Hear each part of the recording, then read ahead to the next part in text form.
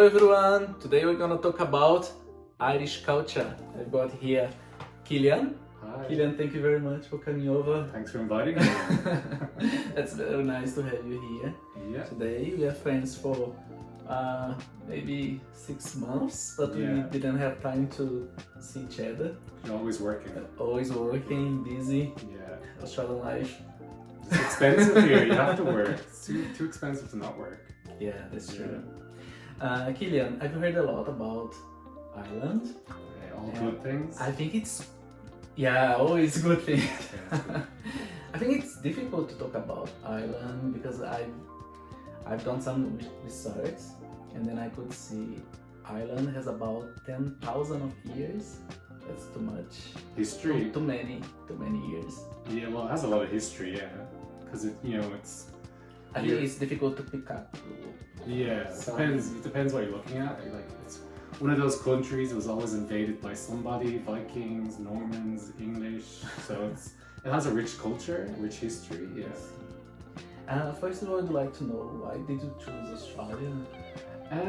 Well, I was here before 2014-15 on a working holiday visa. So I kind of fell in love with the country. The weather was amazing. I was mostly in Sydney at that point. So yeah, I just love this place. And then when I got the opportunity last year to kind of come back for a job, I jumped at the chance. I came back and, funny enough, this time I'm in Melbourne, it's not Sydney, but I don't know, I still like it. I think when it's summer, it's good, it's nice, sunny, you can go to the beach. Where back home, okay, you might have a week or two here or there where it's nice weather, but usually the summer in Ireland is quite wet. So yeah, I just like the weather here. That's my main kind of draw. But saying that, You told me the weather is a bit similar. Like the weather now, because it's winter in Melbourne, would be quite similar to winter back home. The difference is when it comes into the summer here, it's amazing. Like it's back home, you get up to like early 20s, 21, 22 degrees. But here, like what could be 30, 35. There's nice beaches here. You can plan something for the weekend, and it's going to be nice. Where in Dublin, you're like, okay, we might go to the beach on Saturday, but it could probably be raining by the time it gets to Saturday. So yeah, I think the weather here is the main draw for me right now. That's nice. What about when you think about Irish culture? What do you feel proud of when you talk with like me or someone from different culture, different country?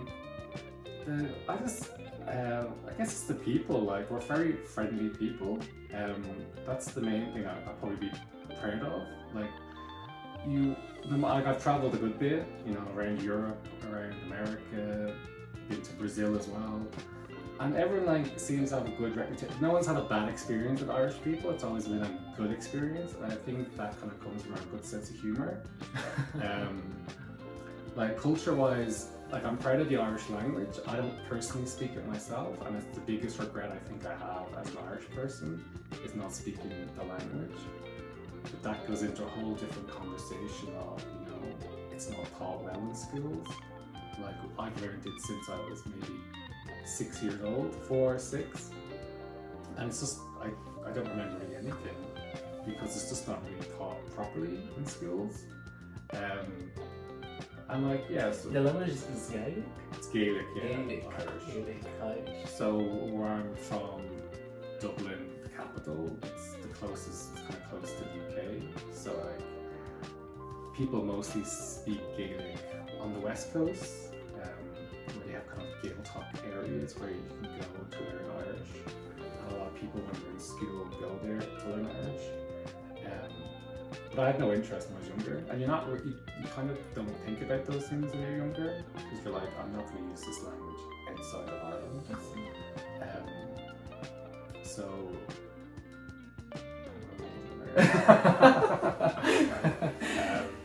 Killian, I've heard a lot.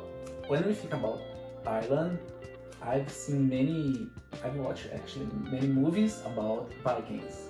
Yeah. It's very, it's a part of your culture, definitely. and Dublin was founded by them. How it influenced in your life? My life personally? Yeah. I don't know. It's just one of those things you don't really think about, I guess. The Vikings came, and I think they're the ones who named it Dublin, which means black pool. So Dublin, Dublin. But there is like a rich, there is a rich culture there of the Vikings. Like, there's a lot of history. There's a lot of museums dedicated to the Vikings. But it's not really something Irish people would, I guess, think about day to day. It's just another part of history.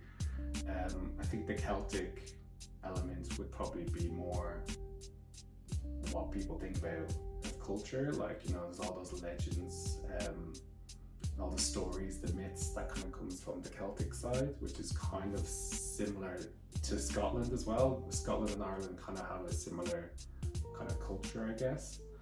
But the Vikings, as I said, like, it was there, but we don't really, I guess we don't think about it that much. The Vikings, no. Interesting. I'm asking because we can watch many movies about Vikings this period. Well, on the TV show Vikings, I think they filmed it in Ireland, funny enough. Harry Potter, I think, was recorded there as well, some parts of the movie. Which one? Harry Potter. Harry Potter, I think that was filmed in Scotland, I think. Scotland? Yeah, Harry Potter was filmed in Scotland, yeah. Interesting. Game of Thrones was filmed in Ireland.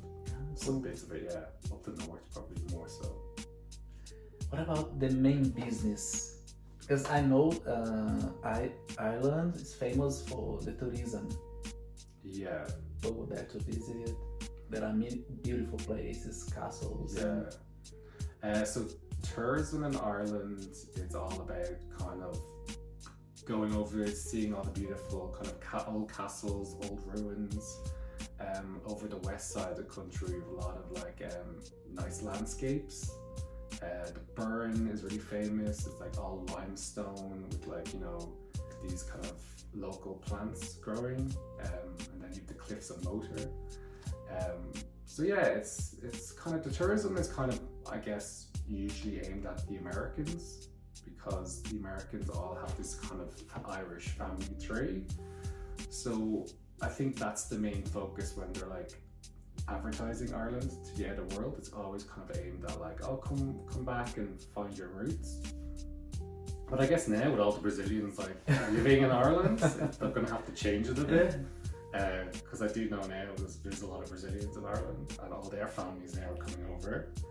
So sometimes it's probably getting better, but like, my sister-in-law always has to do the translations, and because it's not that, there wasn't really that big thing about doing all these tours for these Brazilians coming over. But it's a part of my next question. I'd like to know how the immigration impacts in Irish lives. Like, because I know, for example, the rent is high, is getting higher, the inflation because of the immigration. Yeah, I guess Dublin is like any other major city. Like, there's a lot of people want to live there, but there's not enough space for everyone. So Dublin's quite like Melbourne. It's very difficult to find accommodation, or to find a room, to find a bed. Like a lot of Brazilians that I knew back in Dublin, it's like 3 or 4 of them in a room. The room is like tiny, like you did these bunk beds, and there's 4 of them in a room. So it's getting difficult, and they're just not building enough apartments in Dublin. Like, Dublin's a very flat city. We don't have sky-rise buildings like Melbourne. You have, 100 floors or whatever. I think in Dublin. When you compare Ireland with Australia as well, it's too small for many people. Yeah, but I think at least Melbourne, it's building up. Like, it might be a small space, but they are building kind of these tall buildings. But in Dublin, they're not. They're still saying, no, we want like 16, 17. That's the max. Keep more traditional. To keep more traditional, and I do understand, like, it's the city's quite old, but like they've redeveloped the Docklands like they did in Melbourne, it's a whole new area of the city. They're building these brand new buildings, and they're still not building them tall. Where it's like, you could have had your old section and you could have had your new section. Because I was traveling around Eastern Europe last year, and there's always like, it was always advertised as the old town. You always go to the old town for all your old buildings, all the history. Then a lot of people lived in the new part in these like high-rise apartments, and that's something that Dublin's lacking. But it goes back to definitely it impacts in the rent. Impacts in the rent and the space, and like public transport's a nightmare in Dublin. There's no metro. It's mostly buses. There is a tram, but there's only like 2 lines. Like I think Dublin had like a kind of a good tram system back in like the 1900s. Kind of like Melbourne, like it went all over the place. But then they decided in, I don't know, the 1930s or the 40s that buses were the future. So they ripped up all the tram lines, put the buses in, and now they're doing what they did in Sydney. It's like, oh, we're going to put trams back in, but there's only 2 tram lines. And it's like, well, it doesn't work well. Yeah, they need to build a metro, but it's not happening yet. Still waiting. Yeah, interesting. What about food? What do you miss from home? Food. What is the traditional dish? Traditional dish in Ireland, it's anything boiled, I think. Irish food's kind of like, the traditional would be boiled. Cabbage, bacon, veg, a lot of stews. It would have been anything that people could afford to throw into a dish. And I guess it's very similar to feijoada. It's just whatever people could get their hands on, you cook it all together. So that would be traditional stuff. And now I guess recently everything's kind of like, it's kind of like British food, I guess. It's all kind of hamburgers and American style. Yeah, it's kind of, that's what people kind of traditionally eat now. It's not, Ireland doesn't really have food like Brazil does. We don't really have our kind of the coxinas or our pastels. We don't really have anything that's kind of like tasty like that. All the influences came from Britain and America. There is one thing though that a lot of Irish eat. It's a chicken fillet roll. So it's like a French baguette, and opened up with you can put your mayonnaise, your lettuce, your cheese, whatever you want, and then it's a hot chicken, on breadcrumbs, kind of chopped up and put in. That's like, it's not traditional. It's just a joke, but a lot of people at lunchtime would get a chicken fillet roll, and it's a good thing to have when you're hungover. So, yeah. You told me about the Brazilian food. You've been there. Can you tell me a little bit more about your experience in Brazil? Did you like it? In Brazil, yeah, I love Brazil. I went in 2016. I went for my brother's wedding in São Paulo. So we did a week and a few days in São Paulo, just off Paulista Avenue. And yeah, it was beautiful. Like the sunshine, the people, everyone was so friendly.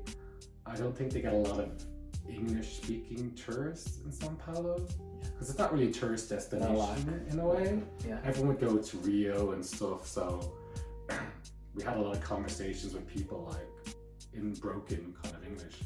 Why are you here? Because we were there for so long. We were there for a week and a bit in this hotel.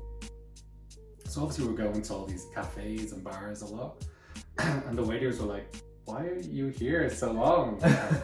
We were trying to explain that, we're here for a wedding, and then they tell us my wedding, and I was like, no, it's not my wedding, it's my 1 week was too long. Well, I think it's just because they don't get a lot of English-speaking tourists, I guess, in São Paulo, or maybe for that length of time. Maybe people just go 1 or 2 days in São Paulo, but we were there over a week, because we were kind of on the build-up to the wedding. But I loved São Paulo. It was great. As I said, the weather was nice. We did all the touristy spots. We were just off Paulista Avenue, which was perfect. And then I finally tried Brazilian food, because I was just in Australia. So I came back from Australia for a few months, then went to Brazil, and I lived with a girl in Sydney from Brazil, and she kept going on and on about Brazilian food. Barbecue. Yeah, and I was like, you're in Australia, why are you talking about Brazilian food? Like, enjoy Aussie food. Like. But then I finally tasted Cucina, Coxinha pastel. the pastel, the cheese bread, feijoada, cheese bread, yeah, feijoada, dulce leche, brigadeiro. I tried all this stuff, and I'm like, now I understand why she was going on about food so much. A lot. And I would, yeah, like as I said, Irish food is kind of, it's very British, so you kind of get it here anyway. Whatever I want, I can eat here. So I understand why she was like going on and on about the food. So yeah, we did Sao Paulo, and then we did 3 days in Rio, and it was just after the Olympics, so there was still a bit of, you know, buzz around the city, and but of course we brought the weather with us. So I think the day we got to Rio, it was beautiful, and we did Christ Redeemer, and we did a few kind of stuff around the city. But then our main day, the next day, it lashed rain all day long. Damaged your And I was like, we just brought the weather from Ireland, so we did go for a walk on the Copacabana, but we couldn't go in because it was lashing rain. So it was a bit disappointing. And then the next day, obviously, the next day was sunny again, but we already had to check out the hotel, so we couldn't really go into the water. But we just sat along the beach. So yeah, I definitely would love to go back to Brazil. I want to go back to Rio. I want to go down the coast a bit. Yeah, definitely we have a lack of English speakers in Brazil. Because I don't know if you know, Brazil has about 211 million of people. Yeah. And only something about 5% speak English. And maybe because everyone speaks Portuguese, Yeah. with different accents, of course. Yeah. It's a huge country. But maybe people a bit lazy to learn. Actually, it's a bit expensive as well To learn English. to learn English. Yeah, and it's difficult to find someone to practice as well. That's why many Brazilians go abroad. So would Brazilians do Spanish as a second language? Because it's so close to like everywhere else. Not really. Yeah, it would be more. Because the language is close, Yeah. very, very similar. But I think that's the reason, because they don't learn Spanish as well. Because they Yeah. feel like, why am I gonna learn Spanish? Because it's too close. Yeah. I don't know. Maybe that's why. Well, like I've tried learning Portuguese. It's just very difficult. I just can never pronounce the words properly. And if I pronounce a word, it's usually not correct.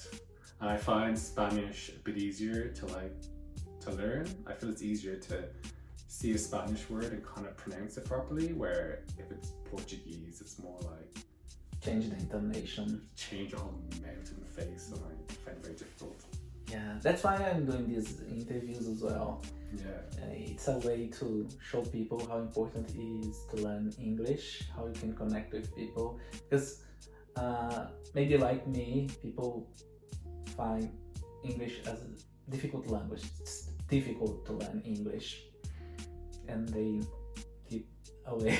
I think for everyone, like, you know, I think it's very important for everyone to have a second language. Yeah. And I say this as someone with just one language. And again, it goes back to not speaking Gaelic. It's one of my biggest regrets is not having a second language. And, you know, I think when you grow up being an English speaker, everything's in English. You don't understand as a child or as a kid, like, you know, why should I learn another language? Like, everything's in English anyway. Like, you know, English. you get all this TV, like in Ireland, you get all the TV from America, you get all the TV from England. So like, you don't realize, and then you get older, and you're like, oh, then you start going traveling, you start meeting people, and it's like, oh, okay, this is why it's important to have a second language. Yeah. And yeah, I would have loved to learn Spanish. That's the one language I think I've always wanted to learn. Because when I was younger, like, the first holiday I ever went on was to Spain, and we went there a few times. But the school, my high school, they didn't do Spanish, they just did French. And I'd never been to France before. I was like, why am I learning this language? I know nothing about the country. I don't particularly like the language. It's kind of more difficult, I found. And then I dropped it after a few years. But yeah, I'd love to learn a second language. Yeah, when I think about Spanish, I think you need to find the reason, something to motivate you to learn the language. And then when I think about Spanish nowadays, I feel, okay, if I learn Spanish, I can communicate with all South America. Yeah. You know? But this is it, yeah, and I would love... Many countries. Yeah, I'd love to travel around South America, and yeah, I'd love to learn Spanish to be able to even just have a conversation with locals, because, as I said, because it is further away from, I guess, Europe and America, like less people speak English, so... And that's why, how you can immerse in the culture.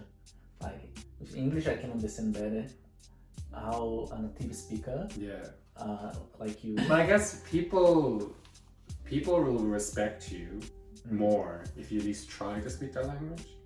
Like if I went just to South America and just was like, oh, I'm not speaking Portuguese or I'm not speaking Spanish, like people won't kind of get to know you a bit more. And that's like when I was in Brazil trying to talk to like the local waiters that were asking us all these questions, like, why are you still here?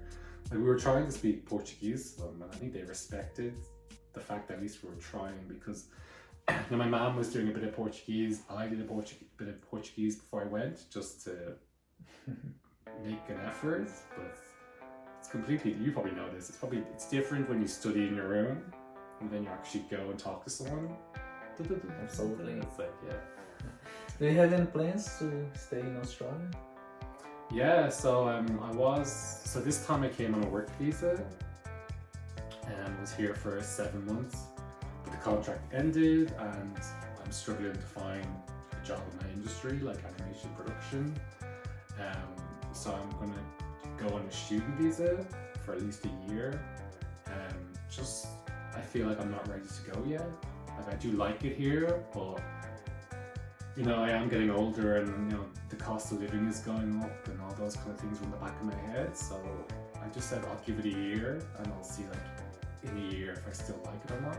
So I'll be going on a student visa, which, you know, I'll be studying cookery and hospitality management, which is something completely new to me, but that's where the jobs are. So I'm like, I might as well study something that's gonna lead hopefully to permanent residency. So yeah, I'm applying for my student visa. Now I need to find a job. I can only work 24 hours a week, 40 hours a fortnight. It's been a bit hard. Yeah, well, everything is expensive. Man. Yeah, well, this is it. I've never done it before. Like, I've never been on a student visa. I've never had these restrictions, and you know, I understand why they're in place. They're in place so people don't take advantage. It's meant to deter some people from coming, I guess. But it is difficult. Like the cost of living is going up. Yeah, after the pandemic, it's harder. Yeah, because like the cost of living is going up, but the wages aren't going up, and then how can you survive on 24 hours a week? So that's why I'll just do it for a year, and then I'll see what happens after a year. Maybe I'll go to Canada.